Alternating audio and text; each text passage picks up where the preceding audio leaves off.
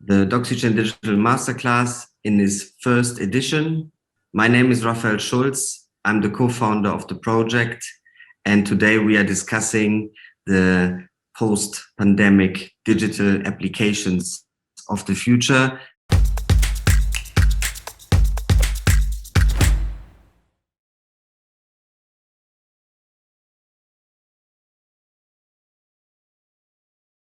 When you take a look at how right now clinical trials are being done, the speed with that the vaccines have been developed is unheard in this industry. And everybody is looking at the best practices around the development to take that to the normal development process. Taking some of the tools, and some of the big tools pertain there, for example, to how to manage clinical trials. In the past, largely a paper and pencil process. Now, several platforms are emerging to do clinical trials with huge numbers of patients completely digital. Enormous level of innovation. The fastest growing, I think, remote tool is Miro last year. The knowledge sharing tool and mind mapping, canvases, etc. is, I think, the fastest growing company last year in area of project management, knowledge management. It's great application. I believe companies such as Nexttrope or any other startup organizations should work on developing and investing more in creating the feel of belonging, the team identity, and helping employees, even with signing up or registering, encouraging them for therapy sessions, which these days for IT industry are crucial, I believe.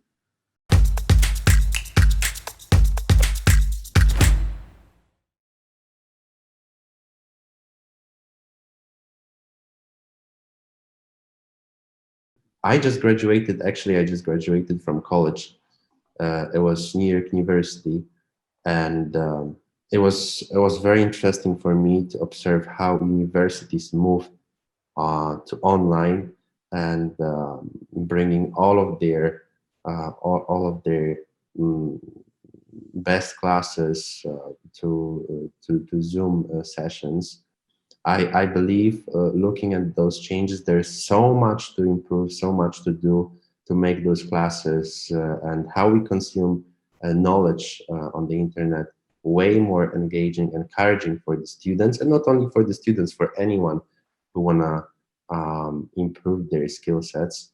The Finnish startup Iconic Change, they have solution that stores compliance processes, compliance rules on the blockchain in the company, especially for bigger industries. And it's very great example using blockchain rules in the compliance area. We, of course, as a Wolters Kluwer in Poland, have a tools to ensure companies that they are comply with law regulations, and that solution can be connected with others. So we have APIs that can connect different systems based on the law. Finally, it's about any kind of telemedicine solution. Telemedicine solutions which facilitate actually that the patient does not have to get to the healthcare professional, but large parts of that can be conducted online. And there is a plethora of such solutions emerging. Key driver here is the liberalization of the legal frame that allows for certain indications, for certain scenarios, also the use to conduct medical services remote.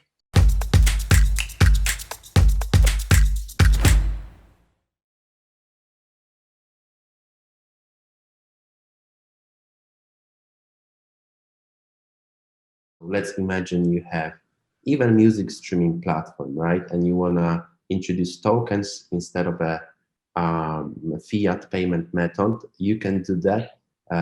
However, if you wanna tokenize real assets, like for example, real estate projects, you can do this by creating security tokens which are like security papers, by the way. And it's called STO then, but it's still a form of tokenization. So you can tokenize both operations, transactions on your platform, and assets. Nowadays, we have such tool it's called LexHub, which is a platform. Startups can be a partner of Wolters Kluwer and have access for the huge market for our current customers. And I think it is some kind of movement in this way that large companies can help startups to grow and to make maybe some trust for the investors. Investing is always about trust. Investing is always about a personal connection. And Right. I don't expect that this will fundamentally change. However, the means change, right? Is the tokenization. Yes, it is a great alternative to VC indeed. However, it works for very specific cases. It's not that it's always like that, and it's always better to go for tokenization. Definitely not, because there's so much benefits of getting professional VC funding, the network the VC brings, the help, the experience of the managers of the fund. Definitely, it's great for later stages. However, I'm proposing here an alternative for seed stage startups in the digital space, which have a precise idea of what they want to do and how they want to proceed with their product development, or maybe they even have some traction. So tokenization, yes, in that case, it's a very good alternative.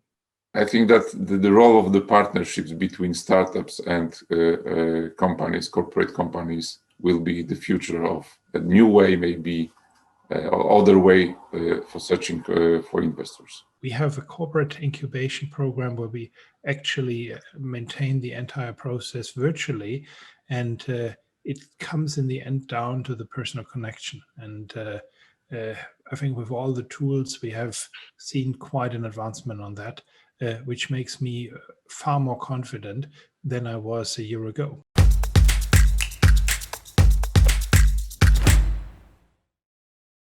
We see that we have a lot of new tools in everyday business, from conferencing, but also from sharing of content, also in the document space, healthcare space, specifically meet your doctor in a digital way. Thanks to Mateusz, thanks to Marcin, thanks to Holger for the very first digital masterclass of DoxyChain. It was a very big honor to have you here on board, and I'm really, really looking forward for more of that kind of sessions with you guys.